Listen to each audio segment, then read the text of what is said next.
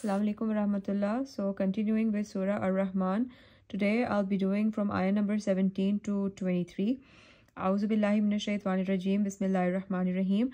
Rabbi shrah li sadri wa yassir li amri wahlul 'uqdatam min lisani yafqahu qawli. So let's start with ayah number 17. Rabbul mashriqaini wa Rabbul maghribain, and the translation of it is, He is the Lord of the two easts and the two wests. So let's dig a little deeper. So the 2 points of a sunrise and sunset that are in the summer and winter, like the two easts and two wests can refer to that. And also like at one time, one side of the earth, like here in the US, if it's sunrise, and all the way on the other side in Pakistan and the countries there, they are having, if we are having the morning, they're having the night. So like one side is the day and one side is the night, so that can also be referred here. And Allah is the owner of the east and the west both, and whatever is in between them is also in his ownership, and he controls the amazing balance between the day and night. So the people who do not believe or who believe in multiple gods should ponder that, like, if there were multiple gods, then this amazing balance of the shift between the night and the day could not have been maintained. Like those gods would like fight with each other for all they care. So this is also one of the evidences that it tells us that there is only one God, Allah, and that and he is the one who should be worshipped, and he is the Lord of both the easts and both the wests. Rabbul mashriqaini wa Rabbul maghribain. Fabi ayyi rabbikuma tukazziban. That is ayah number 18. Then which of your Lord's favors will you both deny, both humans and jinns? Like this changes in the day and the night is so important for our health. So this is such a great blessing of Allah upon us, that he changes the day into the night. When we are tired by working the whole day, at night we get the night to rest and have some peace. So this is a great blessing of Allah, and hardly do we ever thank him for that. We just take it for granted. Now the next ayah is ayah number 19, which says Marajal Bahraini Yaltakiyan, and the translation of this is, he merges the two bodies of fresh and salt water. Now there are the places where salt water and sea water, they merge, like the fresh water, the salt water of the sea merges with the fresh water, and these places are called the estuary.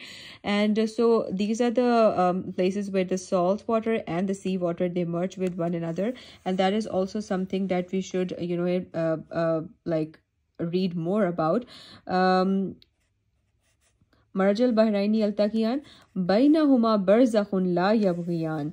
Yet between them is a barrier they never cross. So these two bodies of water, the salt and the fresh water, there is a unseen barrier between them which they do not cross. So the two bodies of the water, they remain separate from each other, and there are actually pictures available if you Google them of the places of merging between the fresh and the salt water. It's really amazing. Allah has kept the unseen barrier between them. Now there are two words in this ayah, barzakhun, bainahuma barzakhun. Barzakhun, and we also say that alam barzakh. So what does barzakh means? So barzakh means barrier. So when someone dies, there is a barrier between us and them. So barzakh is a barrier. And yabghiyan, bainahuma barzakhun La yabghiyan. La means no, and then yabghiyan means they transgress. So those bodies of the water, there is a barrier between them that they do not transgress and they do not cross. They remain separate from one another. So this is the meaning of this ayah. Bainahuma barzakhun. There is a bainahuma in between them. Barzakhun, there is a barrier. La means no, and yabghiyan, they cross. So they do not cross this barrier that has been kept between them. فَبِأَيِّ آلَاءِ رَبِّكُمَا تُكَذِّبَانِ. Then which of your Lord's favors will both of you deny? Now let's move on to the next ayah, which is ayah number 22. يَخْرُجُ مِنْهُمَا اللُّؤْلُؤُ وَالْمَرْجَانُ. Okay, out of both waters come forth pearls and corals. Now this is amazing. Let me just move it. Okay.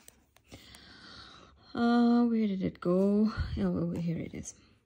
Out of both the waters comes the pearl and corals. Now, there are two words in this, interesting words, lu'lu, which means pearls, and al-marjan, which means coral. So I did some research on the pearls, and the pearls are made by marine oysters and freshwater mussels.